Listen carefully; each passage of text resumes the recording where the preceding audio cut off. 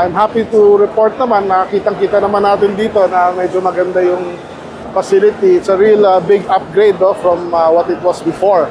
Pero unang-una dati yung condition nito sa sobrang sama niya. Yan, binabaha na, binabaha.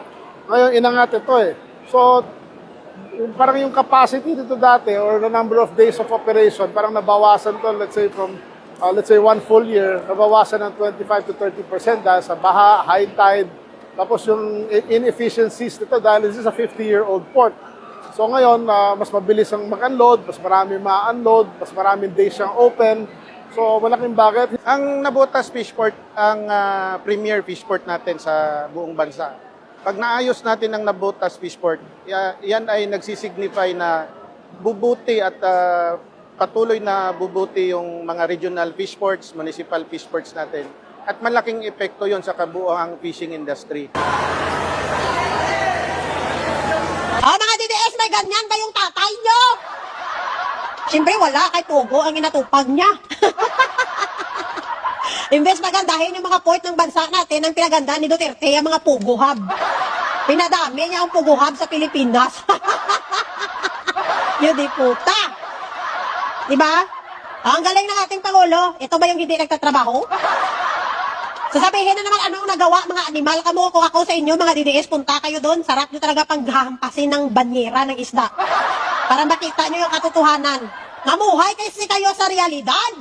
Hindi yung sa mga hallucination kayo nabubuhay. Diba? Sa mga imagination na laging tinatatak nyo sa sarili nyo na walang nagawa. O sino niloko nyo? Sarili nyo eh. Wala na kayong ibang niloloko kundi mga sarili nyo lang. Kasi alam nyo na may nagagawa pero pilit nyong minamali. At pilit nyo hindi pinapaniwalaan. Bakit? Kasi sasama ang loob nyo. Kasi yun yung mga bagay na hindi nagawa ng tatay nyo.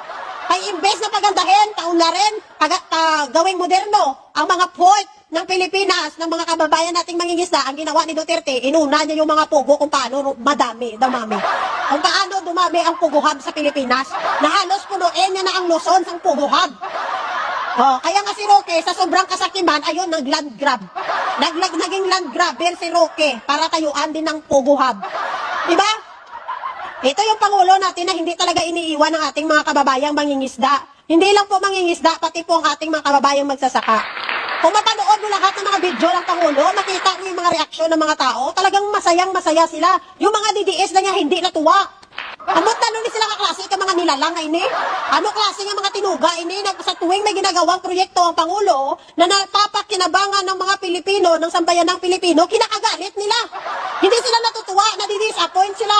Pag may proyekto ang Pangulo na maganda, hindi sila yung masaya. Ano ka mo man? Diba? Imbes na matuwa tayo, ay sila yung galit na galit pa. Pero yun di puta, nagtanim si Sara Duterte ng puno ng kahoy doon. Tuwang-tuwa sila. Tuwang-tuwa sila, pumapalakpak sila. Namigay ng lugaw si Sara, tuwang-tuwa din sila. Namigay ng pandesal, tuwang-tuwa sila. Namigay ng kung ano-ano pa. Natuwa sila. Pero sa ginagawa ng Pangulo ay ahay, kinakalungkot nila at ikay nasasama ng loob nila. Ano bang meron? Bilang isang Pilipino, dapat masaya tayo sa mga proyekto ng ating gobyerno kung saan maraming mga kababayan natin ang makikinabang. Hindi yun di puta pag may nagawa ang presidente kung ano-ano pang sasabihin nila sa comment section. Ano ka mo? Diba? Hindi namin sinasabing pasalamatan nyo yung Pangulo. Pero bilang isang Pilipino, pinalaki naman tayo na magulang natin na marunong tayong magpasalamat. Oo, tax ng Pilipinas, tax natin ang ginagawa dyan. Pero yun di puta ka, paano magkakaroon ng proyekto, ha? Kung ang tax na sinasabi mo hindi gagamitin. May effort pa rin ang ating mga gobyerno, may effort pa rin silang ginagawa kasi hindi matutuloy ang proyekto. No, kahit magbayad pa tayo ng mga bayad ng tax, kung hindi nila gagawin ang kanilang trabaho, sa tingin mo may proyekto na mangyayari? Siyempre wala. May effort pa rin ang gobyerno, ang Pangulo, may effort pa rin siya kahit anong sabihin ninyo. Hindi kayo sasabihin niya, ay, pera naman ng taong bayan yan, bakit kami magpasalamat? Ay, animal kayo, huwag kayong magpasalamat. Hindi naman kayo sinabihan na magpasalamat kayo. Ang amin lang sana matuwa kayo. Matuwa kayo sa mga bagay na nagagawa at napapakinabangan ng ating mga kababayan. Hindi kayo kinakagalit yung mga animal kamo. Kahit ka sa lugar nyo na mismo tinayo yan eh. Mas malungkot pa rin kayo. Ay,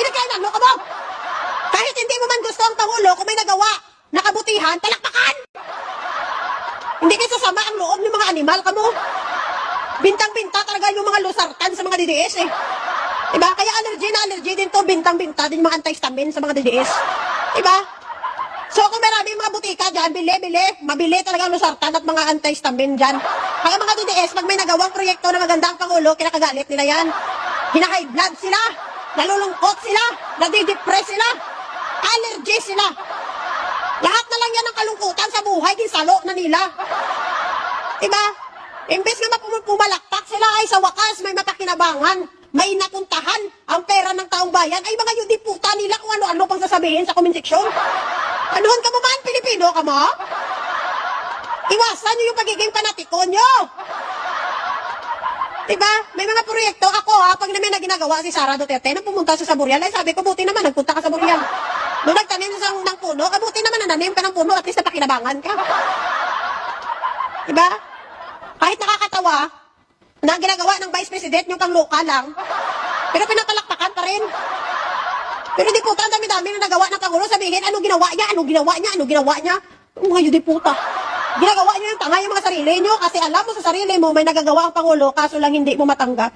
Ayaw mong tanggapin ang katotohanan. Bakit? Kasi yung mga bagay na nagawa ng Pangulong Marcos ngayon, yan yung mga bagay na hindi nagawa ng tatay niyong karton. Bar!